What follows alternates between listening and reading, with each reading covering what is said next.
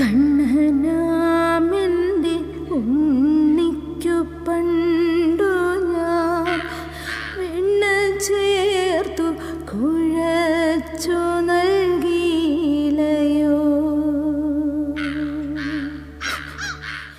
Doctor Somarajan സാറിനെ, Francis T മാവേലിക്കരയെ, അതുപോലെ സംവിധായകൻ മീനമ്പലം സന്തോഷിനെ ഞാൻ അഭിനന്ദിക്കുന്നു. ഞാനെന്നല്ല, ഇന്നിപ്പോൾ നാടകം കണ്ട് ഇറങ്ങിയവരെല്ലാവരും അവരെ അഭിനന്ദിക്കുന്നുണ്ടാകും. ഗാന്ധി ഒരു നല്ല നാടകം. എനിക്ക് ഏറ്റവും കൂടുതൽ എൻ്റെ മനസ്സിനെ പിടിച്ചു ഉലച്ച ഒരു രംഗമുണ്ട്. അവസാനമായുള്ള ഭഗത് സിംഗിൻ്റെ ആഗ്രഹം അമ്മയുടെ കൈകൊണ്ടുള്ള ഒരു ആഹാരമായിരുന്നു. അത് അമ്മയടുത്ത് നിന്ന് അറിയിക്കുകയും അമ്മ ആ ആഹാരവും കൊണ്ട് വരികയും ചെയ്യുന്നു. പക്ഷേ നിർഭാഗ്യവശാൽ അമ്മ തീരുമാനിച്ച ദിവസത്തിനും ഒരു ദിവസം മുമ്പേ തന്നെ ഭഗത് സിംഗിനെ തൂക്കിക്കൊന്നു. ആ അമ്മ ആഹാരവുമായി കൊണ്ടുവന്ന് ഇത് ആർക്ക് കൊടുക്കും ഇനി എന്ന് ചോദിക്കുന്ന ചോദ്യവും ആ രംഗവും സത്യസന്ധമായി പറഞ്ഞ എൻ്റെ മനസ്സിനെയും വല്ലാതെ ഉലച്ചു. എല്ലാവരും കാണേണ്ടുന്ന ഒരു നാടകമാണ്.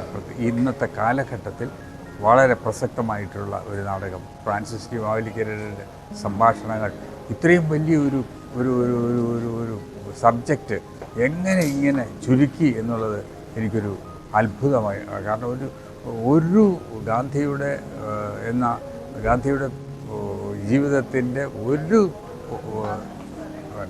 മഹാത്മാഗാന്ധി എന്ന് പറയുമ്പോൾ തന്നെ വിശാലമായ ഒരു ക്യാൻവാസാണ്. അതിനെ ചുരുങ്ങിയ ഒരു 2 മണിക്കൂർ കൊണ്ട് അതൊരു നാടകമായി അവതരിപ്പിച്ചു. ഫ്രാൻസിസിൻ്റെ ആ ഒരു കഴിവിനെ ഞാൻ അംഗീകരിക്കുകയാണ്. മാത്രമല്ല, ശരിക്കും റിസർച്ച് ചെയ്ത് പഠിച്ചിട്ടാണ് ഈ നാടകം എഴുതിയിട്ടുള്ളത് എന്നുള്ളത് ഓരോ രംഗവും കാണുമ്പോൾ നമുക്ക് മനസ്സിലാവും. ഈ നാടകത്തിന് എല്ലാവിധ ആശംസകളും നേരുന്നു. സാറേ, ഞാൻ ഭഗത് സിംഗിന്റെ അമ്മയാ. എന്റെ മോനുള്ള അത്താഴം ഉണ്ടാക്കിക്കൊണ്ട് വന്നതാ. അവരുടെ തൂക്കിക്കൊല ഗവൺമെന്റ് 12 മണിക്കൂർ നേരത്തെ ആക്കി. ആ കൃത്യം ഇപ്പോൾ നടന്നു. ഭഗത് സിംഗ് തൂക്കിലേറ്റപ്പെട്ടു കഴിഞ്ഞു.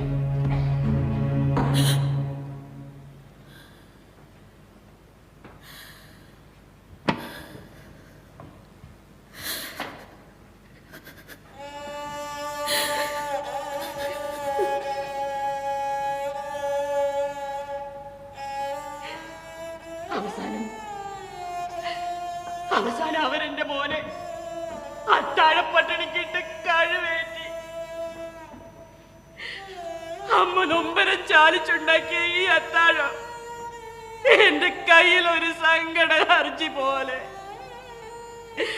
ദൈവമേ, ഞാനിതെന്ത് ചെയ്യും?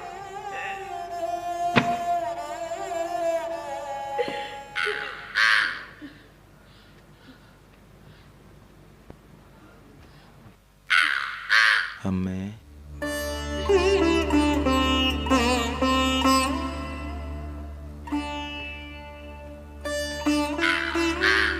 അമ്മേ.